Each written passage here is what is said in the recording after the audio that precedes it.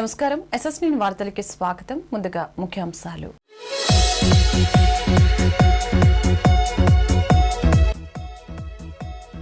Ration వంట సామాగ్రితో కదిలిన వేలాది పంజాబీ ట్రాక్టర్లు.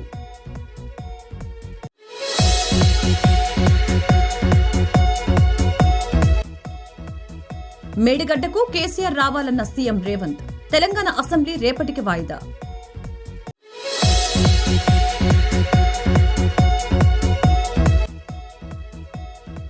పదవులు అనుభవించి ఇలా అనటం సరికాదు. ఎమ్మెల్సీ వ్యాఖ్యలపై మంత్రి చెల్లిపోయిన మండిపాటు. సీఎం జగన్ నివాసాన్ని ముట్టడికి యత్నం. రాష్ట్రంలో మెగా డిఎస్సీ ప్రకటించాలంటూ సీఎం జగన్ నివాసాన్ని ముట్టడించిన ఏబీవీపీ కార్యకర్తలు.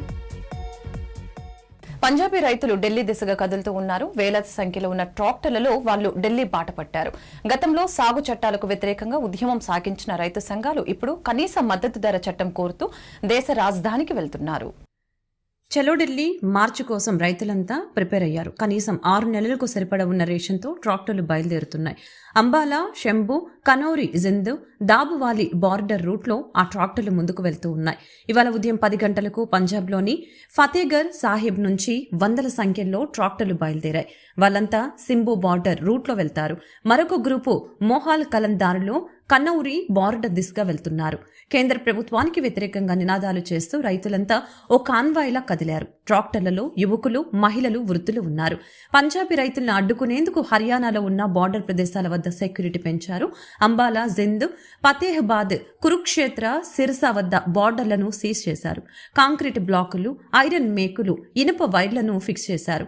హర్యానాలోని 15 జిల్లాల్లో 144 సెక్షన్ కింద ఆంక్షలు విధించారు. తెలంగాణ అసెంబ్లీ సమావేశాలు ప్రారంభమైన కొద్దిసేపటికి వాయిదా పడ్డాయి. నేడు ఓటాన్ అకౌంటుపై చర్చ జరగాల్సి ఉండగా చర్చను వాయిదా వేసి మేడిగడ్డ పర్యటనకు వెళ్లేలా ప్రభుత్వం ప్లాన్ సిద్దం చేసింది. ఈ క్రమంలో ఈరోజు ఉదయం సభ మొదలైన కాసేపటికే వాయిదా పడింది. ఆపై మోడిగడ్డ సందర్శనకు ఎమ్మెల్యేలు, ఎమ్మెల్సీలతో కలిసి సీఎం రేవంత్ రెడ్డి బయలుదేరి వెళ్లారు. కాళేశ్వరంపై అన్ని రకాలుగా పూర్తిస్థాయి సమీక్ష జరిగిందని మంత్రి శ్రీధర్ తెలిపారు.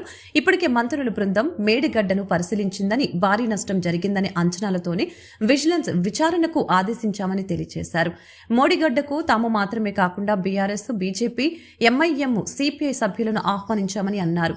మోడిగడ్డ నిర్మాణంలో తప్పిదాలు ఉన్నాయని డ్యామ్ సేఫ్టీ అథారిటీ స్పష్టంగా పేర్కొందని తెలిపారు. కాంగ్రెస్ హయాంలో కట్టిన ప్రాజెక్టులు 40-50 ఏళ్లు అవుతున్నా చెక్కు చెదరకుండా ఉన్నాయని చెప్పుకొచ్చారు. గత ప్రభుత్వంలో ప్రజాధనం దుర్వినియోగమైందని విజిలెన్స్ రిపోర్టులో తేలిందని మంత్రి శ్రీధర్ బాబు పేర్కొన్నారు. చెప్పడం జరిగింది అధ్యక్ష.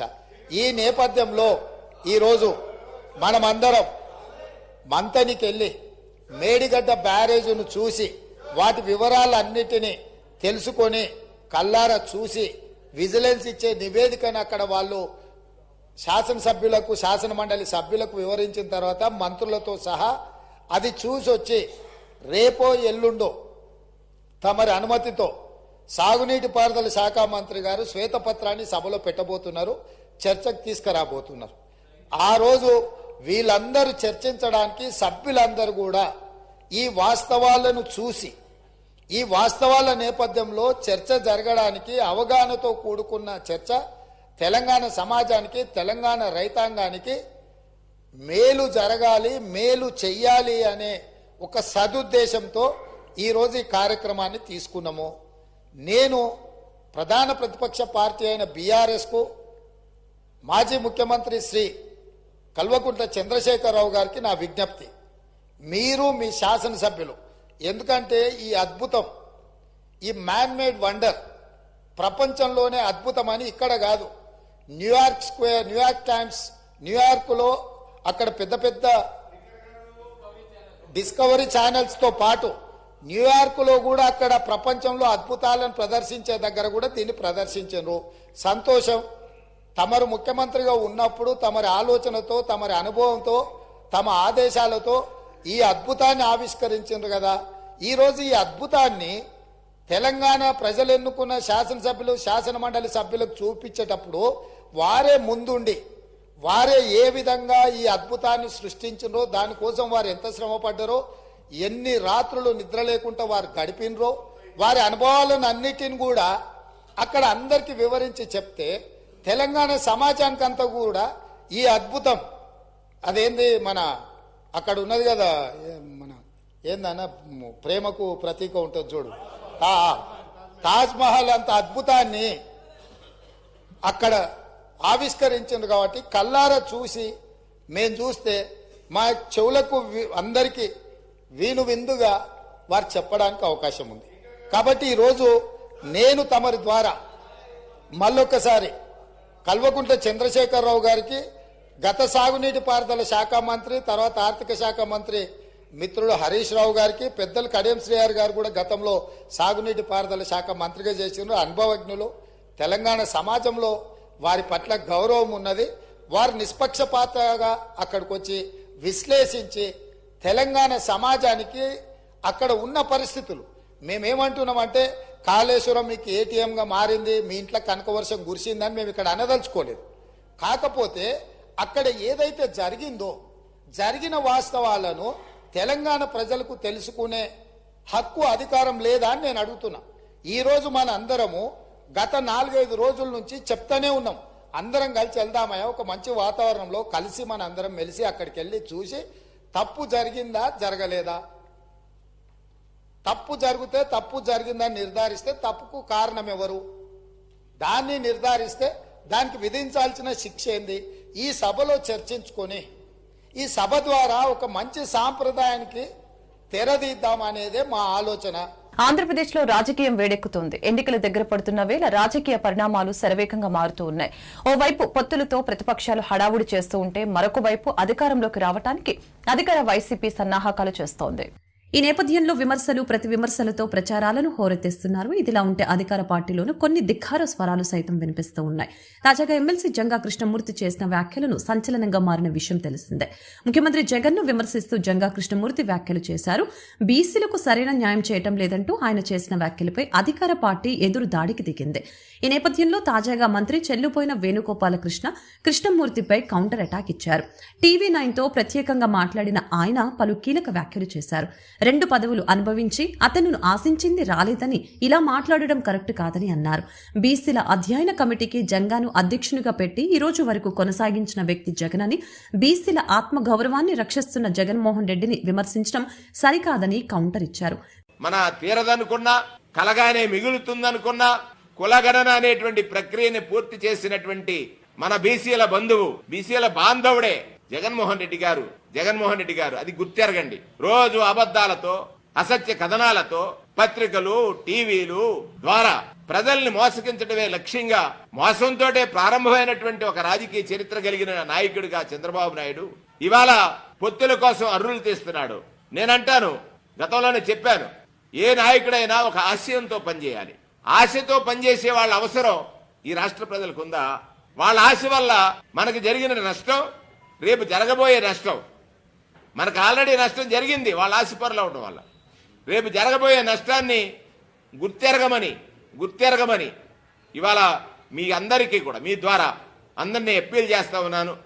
నువ్వెంతసేపు ప్రలోభాలు పెడతావు. నిన్న మా జంగా కృష్ణమూర్తి గారి చేత నేతి బీరకాయ అన్నావు. అసలు బీరకాయలో నెయ్యి ఉండదు, నేతి టేస్ట్ ఉంటుంది. టేస్ట్ అనుభవించినంతసేపు అనుభవించి ఆయన మాట్లాడి వెళ్ళిపోయాడు.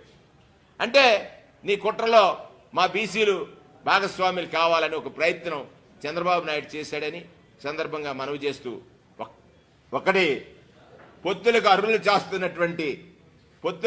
చాస్తున్నటువంటి జనసేన, తెలుగుదేశం, ఎక్కడ ఏ ఆశయం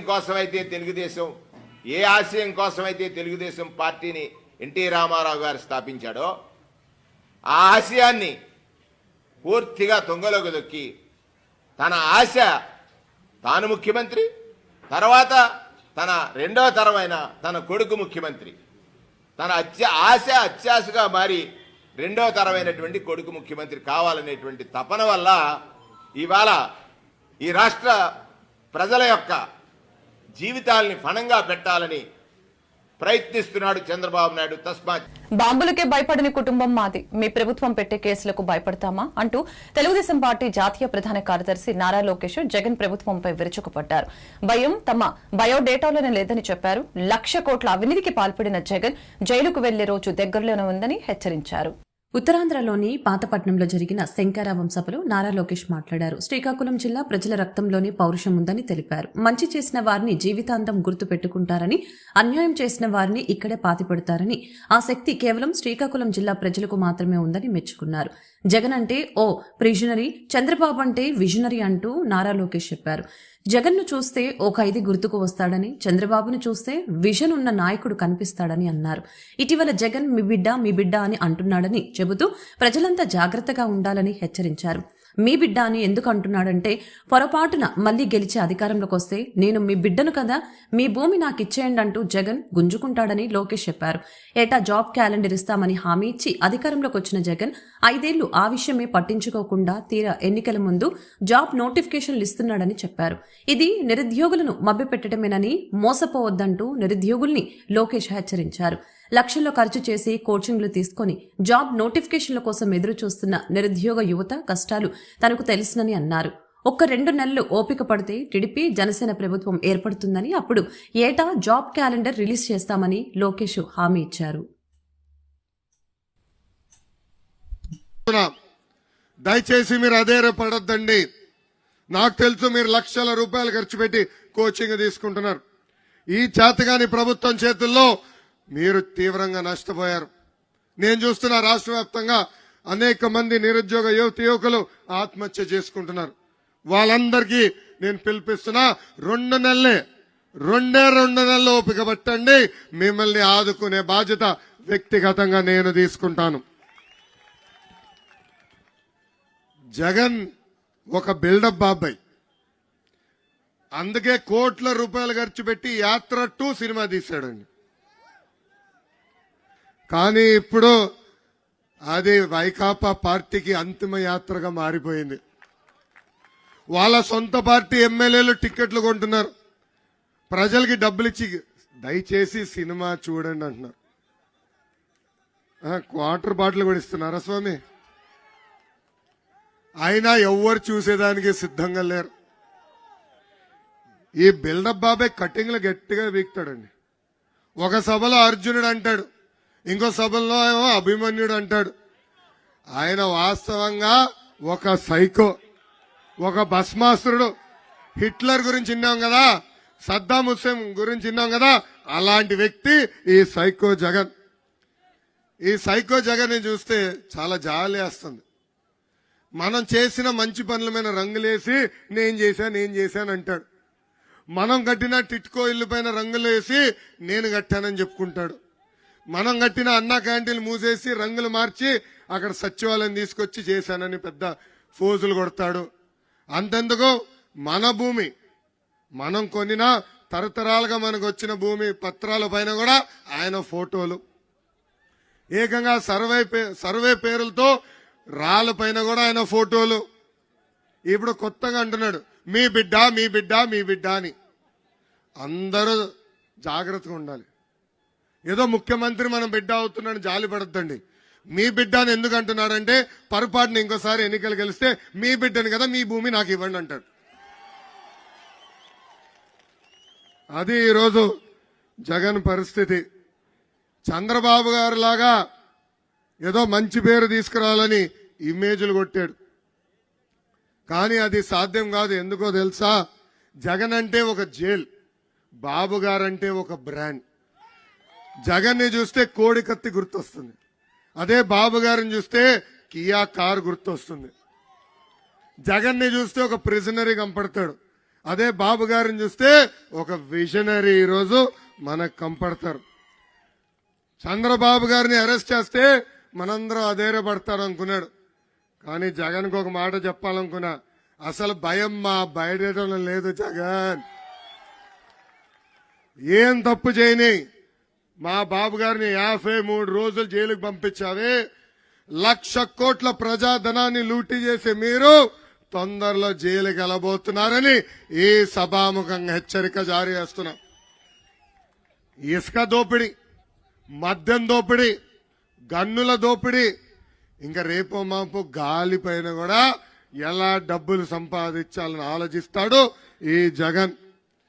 జగన్ గా చెప్తున్నా, బాములకే భయపడిన కుటుంబం మాది. నువ్వు పెట్టే పనికిమాల కేసుల కోసం మేము భయపడతామా? నేను ఎర్ర బుక్కు పట్టుకుని రైతు కంటక పరిపాలన ఏపీలో చూస్తున్నామని వైసీపీ ప్రభుత్వంపై బీజేపీ రాష్ట్ర అధ్యక్షురాలు దగ్గుపాటి పురంధేశ్వరి నిప్పులు చెరిగారు. ఏపీ కౌలు రైతుల ఆత్మహత్యల్లో 2వ స్థానంలో ఉందని చెప్పారు. వ్యవసాయ ఉత్పాదక తగ్గిపోయి నైరాశ్యం పెరిగిపోతే మీది రైతు పక్షపాత ప్రభుత్వం ఎలా అవుతుందని ప్రశ్నించారు. బీజేపీ రాష్ట్ర కార్యాలయం నందు కిసాన్ మోర్చా కార్యక్రమం నిర్వహించడం జరిగింది. ఈ సందర్భంగా బీజేపీ రాష్ట్ర అధ్యక్షురాలు దగ్గుపాటి పురంధేశ్వరి మీడియాతో మాట్లాడారు. రైతులు అసంఘటితంగా ఉన్నప్పుడు సహాయం చేయాలని ఆమె అన్నారు. ఏపీలో రైతులందరూ కలిసి సంఘటితం కావాలని ఆమె పిలుపునిచ్చారు. రైతు కంటక పరిపాలన ఏపీలో చూస్తున్నామని పురంధేశ్వరి అన్నారు. ఏపీలో 98.3% రైతు కుటుంబాలు అప్పుల్లో ఉన్నారని సర్వేలు చెబుతున్నాయని ఆమె అన్నారు. కౌలు రైతుల ఆత్మహత్యల్లో 2వ స్థానంలో ఏపీ ఉందని ఆమె అన్నారు. వ్యవసాయ ఉత్పాదకత తగ్గిపోయి నైరాశ్యం పెరిగిపోతే మీది రైతు పక్షపాత ప్రభుత్వం ఎలా అవుతుంది అని అన్నారు. గట్టు మీదే ఆగిపోయిన నాయకులు రైతులకు ఏం చేయగలుగుతారని ఆమె అన్నారు. రాష్ట్రంలో మెగా డీఎస్సీ ప్రకటించాలంటూ ఏబీవీపీ కార్యకర్తలు నేడు తాడేపల్లిలో సీఎం జగన్ నివాసాన్ని ముట్టడించారు. మినీ డీఎస్సీ వద్దు, మెగా డీఎస్సీ కావాలి అనే నినాదంతో వారు చెలో తాడేపల్లి పేరిట ఆందోళనకు దిగారు. నిరుద్యోగులను సీఎం జగన్ మోసం చేశారని వారు మండిపడ్డారు. మల్లికార్జున ఏబీవీపీ రాష్ట్ర సంయుక్త కార్యదర్శి ఈరోజు అఖిల భారతీయ విద్యార్థి పరిషత్ ఆధ్వర్యంలో క్యాంప్ ఆఫీస్ ముట్టడి చేయడం జరిగింది. ఈ ముట్టడి ఎందుకయ్యా అంటే రాష్ట్రంలో నిరుద్యోగులు కావచ్చు, ఈరోజు విద్యార్థి యువతను ఈరోజు జగన్మోహన్ రెడ్డి గారు మోసం చేయడం జరిగింది. అలాగే రాష్ట్రంలో నేను వస్తే ప్రతి ఒక్క కుటుంబాన్ని సంతోష పెడతాను, మీ పెద్దన్నగా నేను ఉంటానని చెప్పినటువంటి జగన్మోహన్ రెడ్డి గారు ఈరోజు పెద్దన్న కాదు, పెద్ద దగాకోరుగా తయారయ్యాడు. ఈరోజు రాష్ట్రంలో ఉన్నటువంటి విద్యారంగ సమస్యలు పరిష్కరించకుండా ఈరోజు తాడేపల్లి ప్యాలెస్ లో నుంచి బయటికి రావడానికి భయపడుతున్నారు. ఈరోజు సిద్ధం అంటూ జనాల్లోకి రావడం జరిగింది. దేనికి సిద్ధమని మేము అడుగుతున్నాం. జాబ్ క్యాలెండర్ విడుదల చేసినందుకు సిద్ధమా, లేకుండా ఉంటే మెగా డిఎస్సీ ఇవ్వకుండా దగా డిఎస్సీ ఇచ్చినందుకు సిద్ధమా, లేకుంటే రాష్ట్రంలో నిరుద్యోగుల కోసం మీరు కంపెనీలు తీసుకొచ్చారని సిద్ధమా అని ఈ సందర్భంగా మేము అడుగుతున్నాం. దేనికి సిద్ధం? ప్రజలు, విద్యార్థులు, నిరుద్యోగులు ఈరోజు సిద్ధమయ్యారు. రాష్ట్రంలో నిన్ను ఇంటికి పంపించేదానికి సిద్ధమయ్యారు. ఈరోజు కడప నుంచి నువ్వు పాదయాత్ర మొదలు పెడుతూ రాష్ట్ర వ్యాప్తంగా తిరిగి ఈ రోజు ప్రతి ఒక్కరికి హామీ ఇచ్చావు. ఈ రోజు కడప బిడ్డగా నేను కూడా నీకు హెచ్చరిస్తున్నా. ఈ విద్యార్థి నిరుద్యోగ వ్యతిరేక పాలన ఏదైతే ఉందో, ఈ జగన్మోహన్ రెడ్డి వ్యతిరేక పాలనను ఇంటికి పంపించేందుకు ఈ రోజు రాష్ట్ర వ్యాప్తంగా ఏబీవీపీ సిద్ధమైందని ఈ సందర్భంగా తెలియజేస్తున్నా. అందరికీ నమస్కారం. Venkata Gopi, ABVP state joint secretary. ఏదైతే ఈరోజు ఏబీవీపీ రాష్ట్ర వ్యాప్తంగా పాలిచ్చింది, సీఎం క్యాంప్ ఆఫీస్ ముట్టడించాలని. ఎందుకంటే ప్రజా సంకల్ప యాత్ర నుంచి జగనన్న ఎలక్షన్స్ ఏదైతే వచ్చిన స్టంట్ నుంచి ఏం చెప్తా ఉన్నారంటే ప్రజలను ఉద్ధరిస్తాను, నిరుద్యోగం అనేది ఈ రాష్ట్రంలో 0 చేస్తానని చెప్పి ఈ రోజు నిరుద్యోగాన్ని ఈ దేశంలోనే 3వ స్థానంలో నిరుద్యోగ యువత ఉన్న స్థానంలో ఈ ఆంధ్రప్రదేశ్ నింపాడు. ఏం నింపాడండి? భారతదేశంలోనే మొట్టమొదటి డ్రగ్స్ సప్లై చేసే ఆంధ్ర రాష్ట్రాన్ని డ్రగ్స్ సప్లై రాష్ట్రంగా నిలబెట్టాడు. 2 నిరుద్యోగ డిఎస్సీ ఏదైతే మెగా డిఎస్సీ వదులుతాను 25,000 పోస్టులతో అని ఆ రోజు చెప్పినటువంటి జగన్మోహన్ రెడ్డి ఈ రోజు మాట తప్పి మడమ తప్పి నేను విన్నానన్నాడు అన్నాడు. ఈ రోజు ఏమంటున్నాడు? వినలేదంటున్నాడు, నేను అనలేదంటున్నాడు.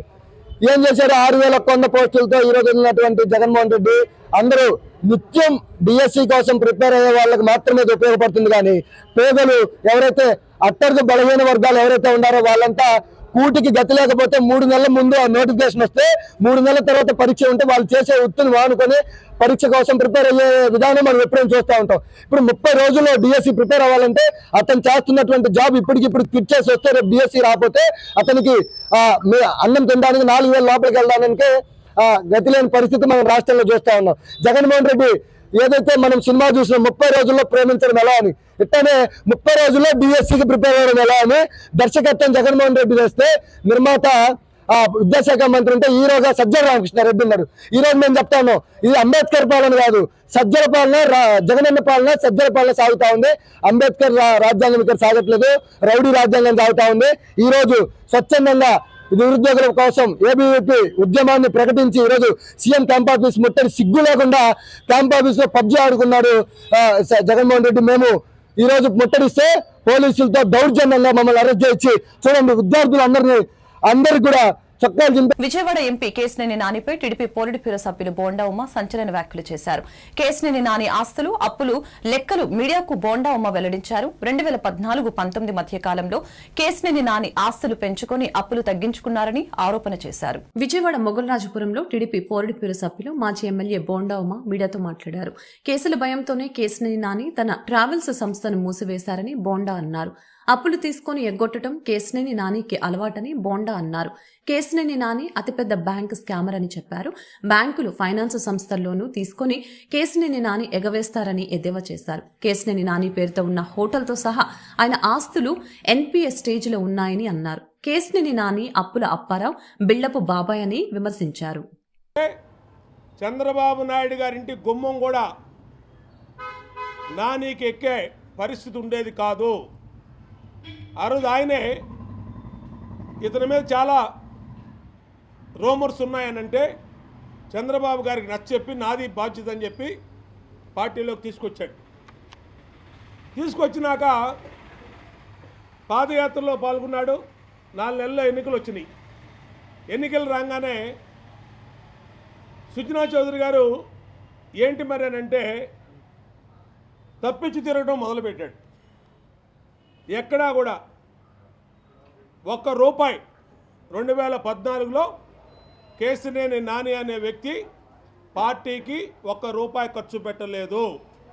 కనీసం జెండాలు, తోరణాలు కూడా ఖర్చు పెట్టినటువంటి కేశినేని నాని మొత్తం కూడా ఆ రోజు సుజనా చౌదరి గారు నా మాట పొద్దని ఆయన భుజం మీద వేసుకొని ఈయన తరపున ఆయన ఖర్చు పెట్టాడు. ఆ రోజు పార్ట్ 1 అది. 2014లో ₹1 లేకుండా టికెట్ సుజనా చౌదరి గారు ఇప్పించాడు. చంద్రబాబు గారు టికెట్ ఇచ్చారు. డబ్బులు పెట్టుకుంటానని చేతులు ఎత్తేస్తే పరుగు పోద్దని సుజనా చౌదరి గారు తన సొంత డబ్బులతో ఆ రోజు ఎంపీ టికెట్ బాధ్యత తీసుకున్నాడు. చంద్రబాబు గారి దయతో, పార్టీ దయతో ఎంపీ అయ్యాడు. మరి మీరు అడగచ్చు రెండోసారి ఎలా ఇచ్చారని టికెట్ అని. 2019కి వచ్చేటప్పటికి చాలా ఎమోషనల్ బ్లాక్మెయిల్ చేశాడు ఇతను చంద్రబాబు నాయుడు గారిని.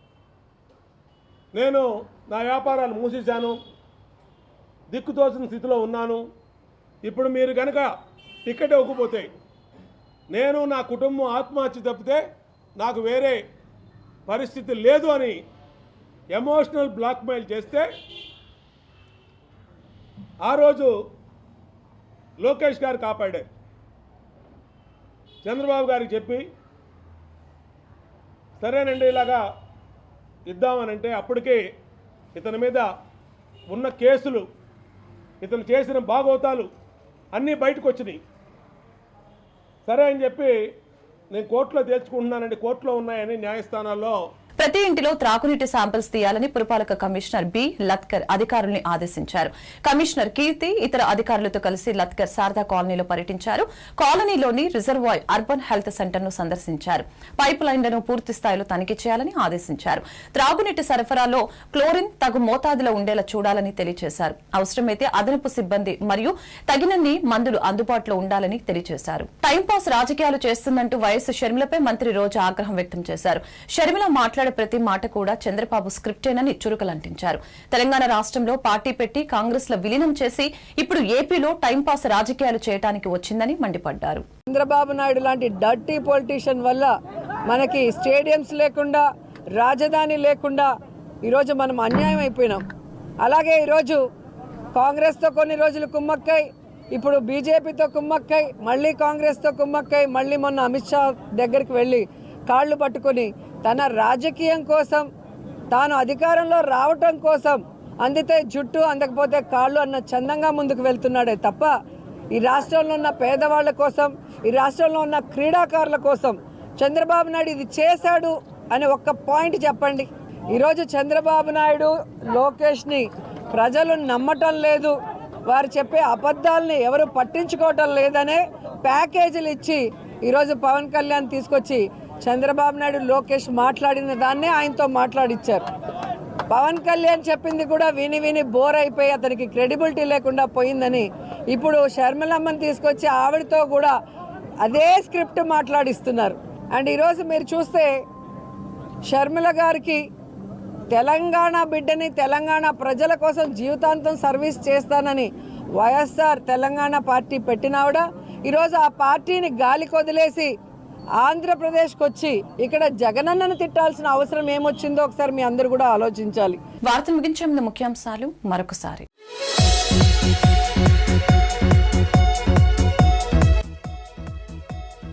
రేషన్, వంట సామాగ్రితో కదిలిన వేలాది పంజాబీ ట్రాక్టర్లు.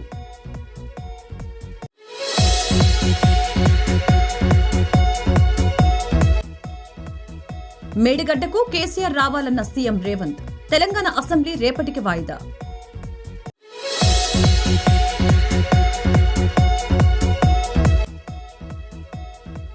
పదవులు అనుభవించి ఇలా అనటం సరికాదు. ఎమ్మెల్సీ వ్యాఖ్యలపై మంత్రి చెల్లుపోయిన మండిపాటు. సీఎం జగన్ నివాసాన్ని ముట్టడికి యత్నం. రాష్ట్రంలో మెగా డిఎస్సీ ప్రకటించాలంటూ సీఎం జగన్ నివాసాన్ని ముట్టడించిన ఏబీవీపీ కార్యకర్తలు.